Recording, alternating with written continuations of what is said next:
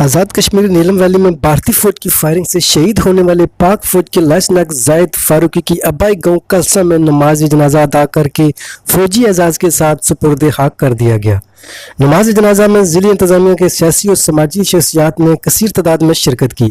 नमाज जनाजा के बाद फौजी सिपाहियों ने शहीद को सलामी पेश की और शहीद के वालिदैन को खराज तहसीन के साथ शहीद की वर्दी और पाकिस्तान का झंडा पेश किया।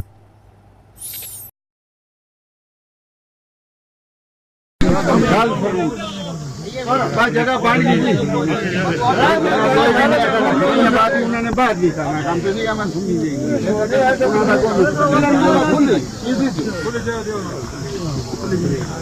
पूरे पीछे